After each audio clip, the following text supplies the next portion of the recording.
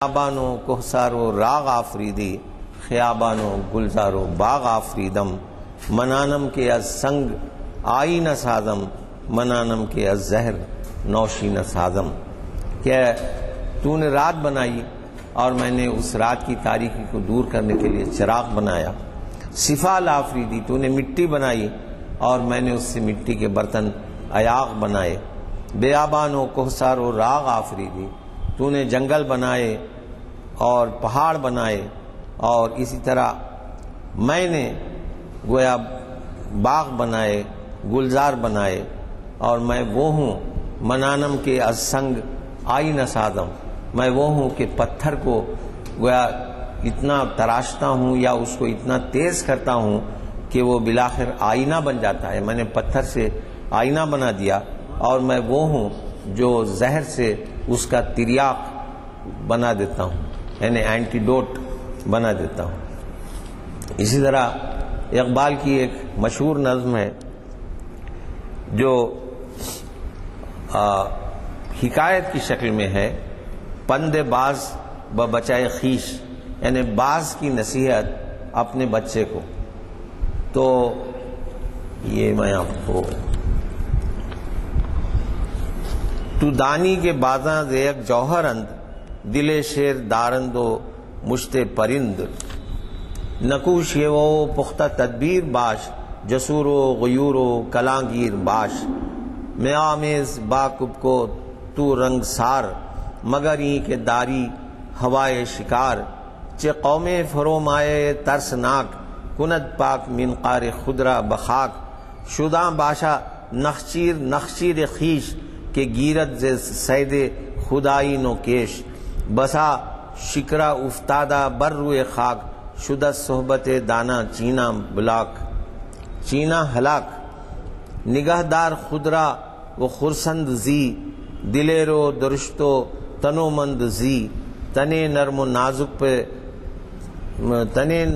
و نازک بدی ہو گداز، رگے سخت چون شاخ آہو بیار. نصیب جہاں آنچ از خرمی است، یہ سنگین یو محنت و پردمیست. چہ خوش گفت فرزند خدرہ عقاب، کہ یک قطرہ خون بہتر از لال ناب. یعنی اقبال جو باز جو شکار ہوتا ہے عقاب، وہ اپنے بچے کو نصیحت کر رہا ہے. تو اس طرح اقبال گویا نئی نسل کو نصیحت کر رہے ہیں کہ ان کا دل شیر کی طرح ہونا چاہیے، اگرچہ وہ پرندوں کی طرح ایک مٹھی کے برابر کیوں نہ ہو، اور اچھے طور طریقوں والا اور پختہ تدبیر والا بننا چاہیے. دلیر، نڈر، غیرت مند اور بڑے بڑے شکار کرنے والا بن. اور تو چکور، جنگلی مرغ اور سار سے کوئی میل ملاپ نہ رکھ. اس صورت میں ایسا کر جب تیرا ارادہ شکار کرنے کا ہو.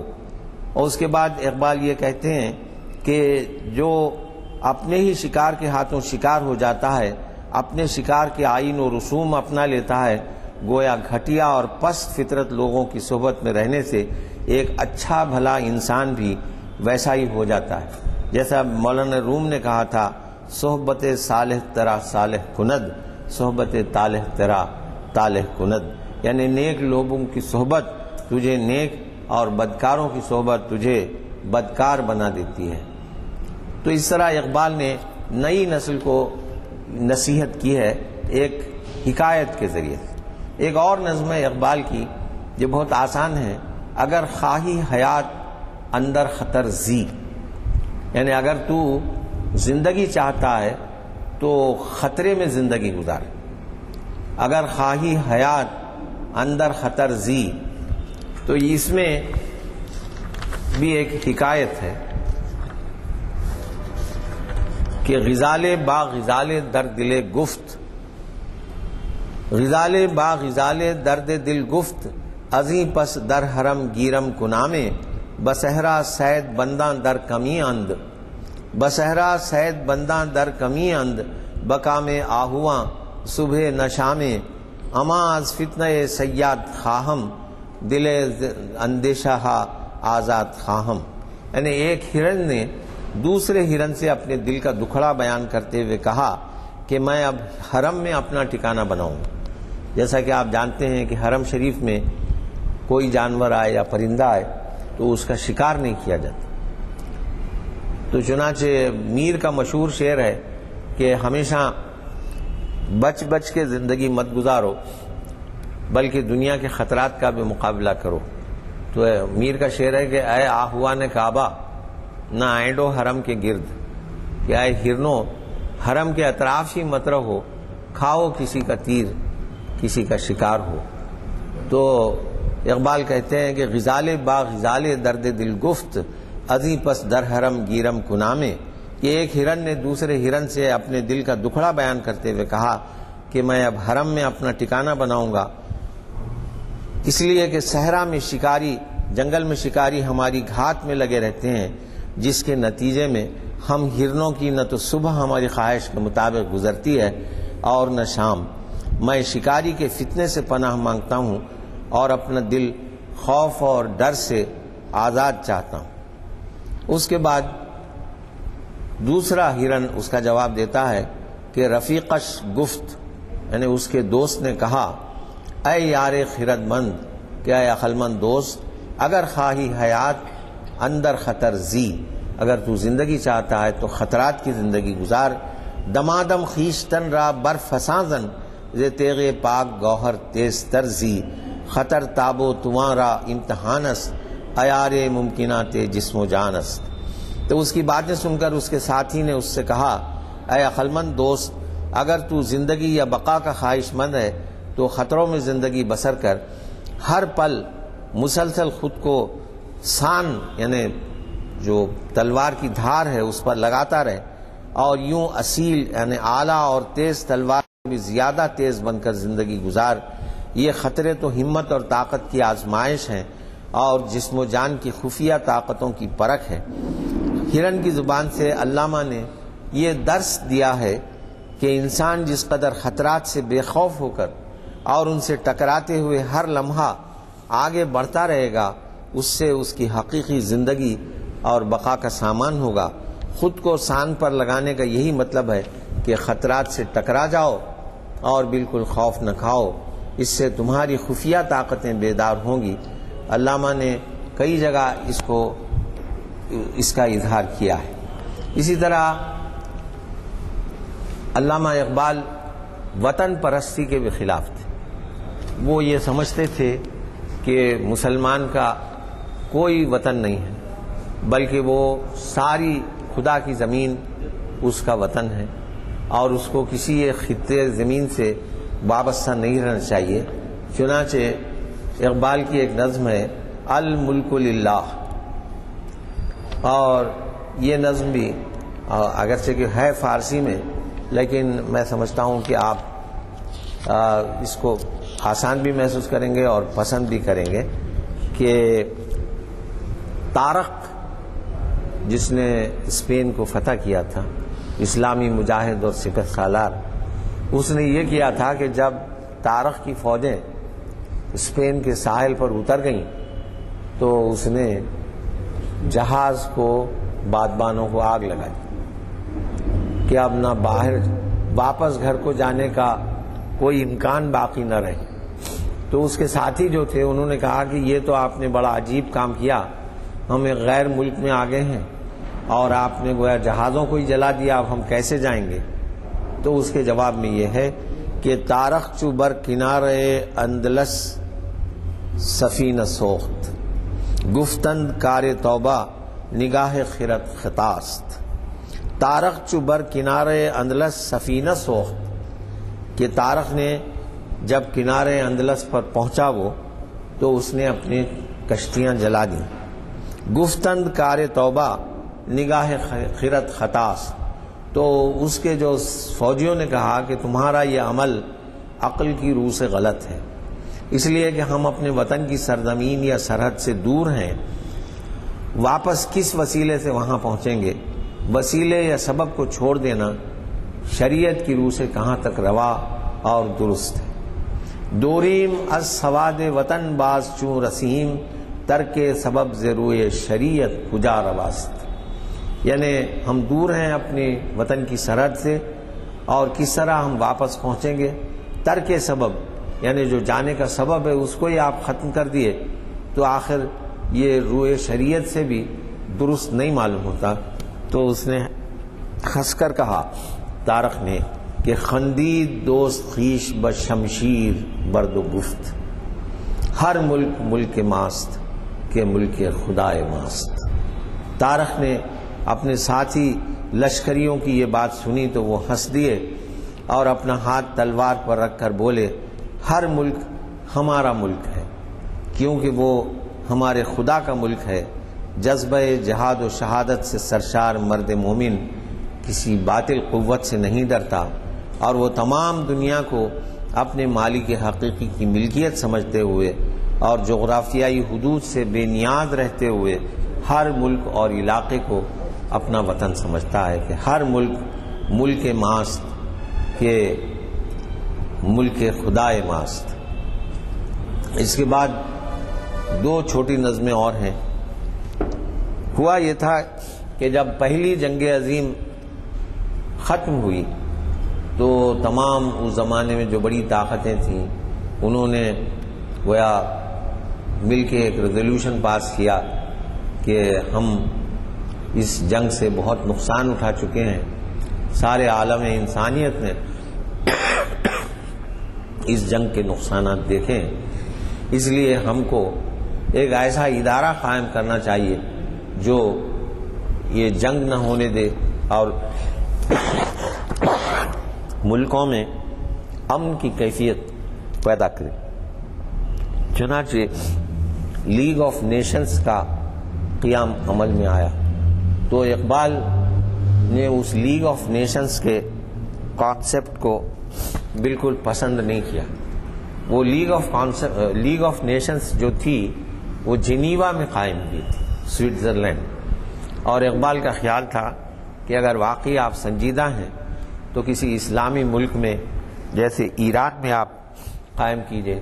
یہ جو سوئٹزرلینڈ وغیرہ ہے یہ تو آپ ہی کے پٹھو لوگ ہیں اور یہ جو لیگ آف نیشنز ہے یہ کبھی بھی کامیاب نہیں ہو سکتی. چنانچہ چند برسوں میں اس کا خاتمہ ہی ہو گیا. چنانچہ جو جمعیت الاقوام کے نام سے یہ نظم ہے، چھوٹی سی 2-3 شعر کی نظم ہے، میں آپ کو سناتا ہوں.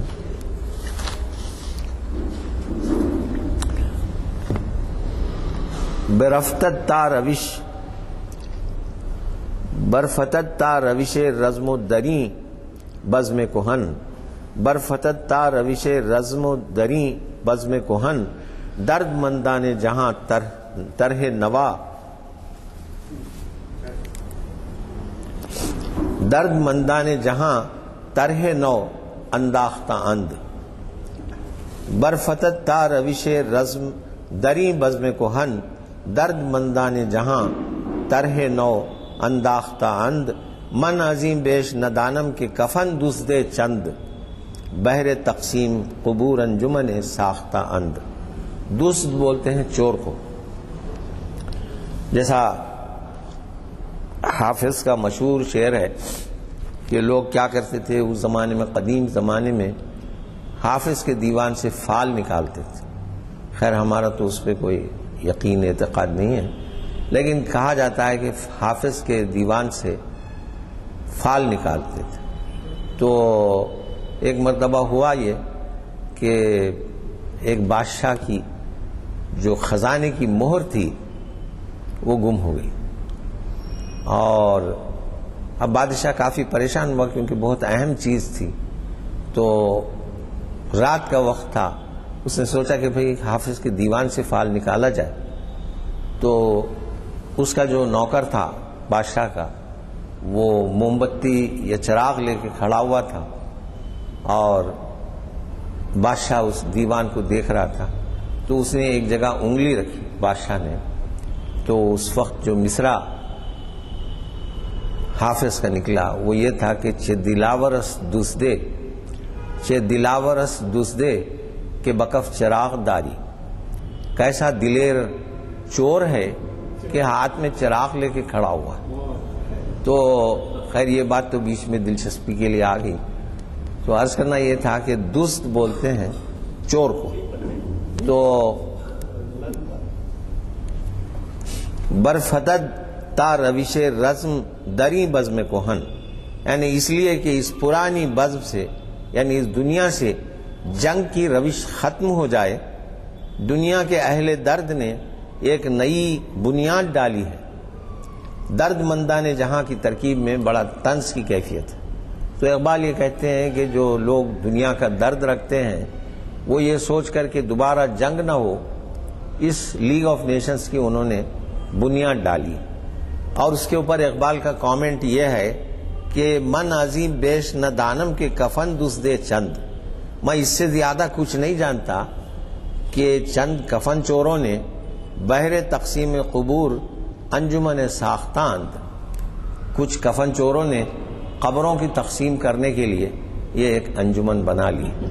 تو چنانچہ ہوا بھی یہی کہ وہ لیگ آف نیشنز زیادہ دن نہیں چلی، اور گویا اس طرح اقبال نے مغرب کو بھی آگاہ کیا کہ یہ ایک کوئی لا حاصل کام آپ نے کیا ہے اور اس میں کوئی سنسیئرٹی نہیں ہے. اب آخری ایک نظم میں آپ کے سامنے پیش کرنا چاہتا ہوں جس میں اقبال نے فرنگیوں پر یعنی مغربیوں پر طنز کیا ہے اور بڑی عمدہ ایک کہانی کی شکل میں اس کو پیش کیا ہے. کہ اس کا بنیادی خیال یہ ہے کہ حکمت فرنگ، اس کا بنیادی خیال یہ ہے کہ ایک بہت ہی عقل مند انسان تھا جو ایران میں رہتا تھا. جب وہ مر گیا تو اس کو موت کے وقت بڑی تکلیف ہوئی، بے حد تکلیف ہوئی اس کو نزع کے عالم میں. تو وہ اللہ میاں کے پاس جب پہنچا تو اس نے اللہ میاں سے شکایت کی کہ برسوں سے اسرائیل علیہ السلام یا آپ کے دیگر فرشتے جو ہیں انسان کی جان نکال رہے ہیں، لیکن ابھی تک جو ہے ان کو صحیح طریقے سے جان نکالنا نہیں آیا. بہت تکلیف پہنچاتے ہیں، اور اب میں بھی بڑی تکلیف اٹھا کے آپ کی خدمت میں حاضر ہوا ہوں. لیکن میں آپ سے یہ عرض کرنا چاہتا ہوں کہ یورپ میں آج کل بہت ترقی ہوئی ہے اور ان کے پاس ایسے آلات ہیں تباہ کن. ان کے پاس ہوائی جہازوں سے بام گراتے ہیں اور یعنی ایسے مشین گنز ہیں، یہ ہیں، دیکھتے دیکھتے ہزاروں لوگ ختم ہو جاتے ہیں. تو میں چاہوں گا کہ آپ اسرائیل علیہ السلام وغیرہ کو ٹریننگ کے لیے پہلے وہاں بھیجائیں تاکہ یہ جو قدیم طریقے روح کھینچنے کے ہیں ان سے انسانیت کو نجات ملے. تو یہ ایک طرح کا طنز ہے حکمت فرنگ. یہ آخری نظم ہے. اس کے بعد کہ شنیدم کے در پارس مرد گزیں ادا فہم رمز آشنا نکتہ بھی بسے سختی از جاں کنی دید و مرد بسے سختی از جاں کنی دید و مرد برآشفت و جاں شکوہ لبریز برد بنالش درآمد بیزدان پاک کہ دارم دلے از اجل چاک چاک کمال ندارت بئیں یکفنی ندانت فنے تازہ جانکنی برد جانو ناپختہ در کار مرگ جہاں نوشد و اوہما کوہنہ برگ فرنگ آفریند ہنرہا شگرف برنگیز دس قطرہ بحر ژرف. میں نے سنا ہے کہ ایران میں ایک صاحب بصیرت آدمی تھا جو ادا فہم رمز آشنا اور نکتہ بھی تھا. مطلب یہ کہ وہ حالات اور معاملات سے بخوبی واقف تھا اور اس میں جو اشارے اور کنایوں سے بھی آگاہ تھا اور گہری اور باریک باتوں پر اس کی نظر تھی.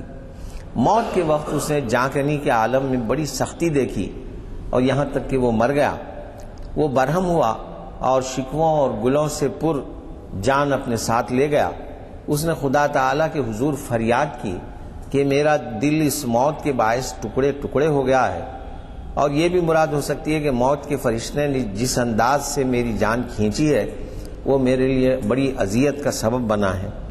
موت کو اس جان نکالنے کے ایک ہی فن میں کوئی کمال حاصل نہیں ہے، یعنی ہزاروں سال سے ایک ہی انداز چلا آ رہا ہے، اسے جانکنی کا کوئی نیا فن انداز آتا ہی نہیں ہے. تو موت یا موت کا فرشتہ جان تو نکال لیتا ہے، لیکن موت کے معاملے میں وہ تجربہ کار اور سمجھدار نہیں ہے۔ اب دنیا نئی بن چکی ہے اور وہ ویسا ہی پرانے ساز و سامان والا ہے، یعنی آج موت کے لیے نئے نئے انداز اختیار کیے گئے ہیں جن سے ملک الموت واقف نہیں ہے، جبکہ یورپ نت نئے اور انوکھے ہنر پیدا کر رہا ہے۔ وہ ایک قطرے سے گہرا سمندر پیدا کر لیتا ہے۔ فرنگ آفریند ہنر ہا شگرف، برنگیز از قطرے بحر ژرف، کشد گرد اندیشہ پرکار مرگ، ہما حکمت او پرستار مرگ، رود چون نہنگ آب دوزش بیم، زے تیارے او ہوا خوردہ بم، نبینی کے چشمے جہاں بین ہور، ہمی گردد از غاز او روز کور، تفنگش بکشتن چنا تیز دست، کہ افرشتہ مرگ را دم گسست، فرستی کہن ابلا را در فرنگ، یعنی فرستی کہن ابلا را در فرنگ، آپ اپنے فرست یعنی بھیجنا، فرستادہ وہ یہ جو آپ کے معصوم فرشتے ہیں ان کو جو ہے یورپ میں بھیجیے کہ گیرت فن کشتن بے درنگ، کہ وہ فن کشتن کو سیکھیں۔ تو اہل یورپ کے فکر کے نقطہ نظر کے گرد موت کی پرکار گھماتے ہیں۔ ان کا سارا فلسفہ اور ان کی حکمت و دانش موت کی پرستش کرنے والی ہے، یعنی ان کی عقل و دانش کا سارا زور حیات بخشی کی بجائے انسان کشی پر ہے۔ ان کی آبدوز کشتی جو ہے سمندر میں مگرمچھ کی طرح چلتی ہے، جبکہ ان کے جنگی ہوائی جہاز سے فضا پر تماچے پڑتے ہیں، یعنی آبدوز سمندروں میں جہازوں کو ڈبو کر اور ہوائی جہاز فضا سے زمین پر مہلک بم گرا کر پل بھر میں سینکڑوں انسانوں کو موت کے گھاٹ اتار دیتے ہیں۔ اور آپ کیا نہیں دیکھتے کہ جنگی جہازوں اور دوسرے جدید ترین مہلک ہتھیاروں سے، گولہ بارود اور بموں سے نکلنے والے دھوئیں اور گیسوں سے سورج کی دنیا کو دیکھنے والی آنکھ بھی اندھی ہو جاتی ہے، یعنی دھوئیں وغیرہ کے پھیل جانے سے وہ اس کی روشنی متاثر ہوتی ہے۔ اس کی بندوق یا توپ انسانوں کی تباہی اور موت میں اتنی پھرتیلی اور تیز ہے کہ اس کی وجہ سے ملک الموت کا بھی دم نکلنے یا گھٹنے لگتا ہے، گویا وہ بھی آدمی کو اتنی تیزی یا پھرتی سے نہیں مارتا۔ تو اے خدا تو اس پرانے نادان ملک الموت یا موت کو یورپ میں بھیج دے تاکہ یہ اہل یورپ سے انسان کو فوری طور پر موت کے گھاٹ اتارنے کا فن سیکھ لے۔ اہل یورپ کے تیزی سے انسان کشی کرنے والے ہتھیاروں وغیرہ کے علاوہ ان کے علوم و فنون اور فلسفے میں بھی یہی کچھ ہے، اور وہ فکر و فلسفہ انسان کے اور جسم کے کو تو بظاہر زندگی دے رہے ہیں، لیکن اس کے دل اور روح کی موت کا باعث بن رہے ہیں۔ تو اس طرح میں نے پیام مشرق کی چند نظموں کا انتخاب کیا جو مختصر بھی تھیں اور آسان بھی تھیں۔ اس طرح آپ کو اس کتاب کا ایک ہلکا سا تعارف پیش کرنا تھا۔ مجھے افسوس ہے کہ یہ زیادہ تر نظمیں سب فارسی ہی میں تھیں۔ نہیں، بخاری صاحب نے فارسی کا جب ذکر کیا، کل ہی ڈاکٹر راج بہادر گوڑ کا تعزیتی جلسہ ہوا، اس میں کتاب میں ایک بات بھول گیا، وہ آپ کے بولنے سے یاد آ 300ویں نشست تھی اردو ہال میں، وہ مہمان کرسی کے حصے لائے تھے۔ انہوں نے مجھ سے سوال کیا کہ آپ یہ 1/4 کلام کے بارے میں تو بہت کچھ کر رہے ہیں جو اردو میں ہے، پر اقبال کا 3/4 کلام فارسی میں، اس کے لیے کیا کر رہے ہیں؟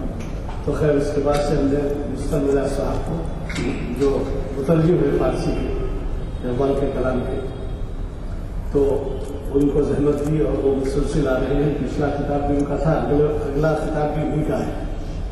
بہرحال کوشش کیجیے کہ آپ اس میں زیادہ سے زیادہ تعداد میں شرکت کریں۔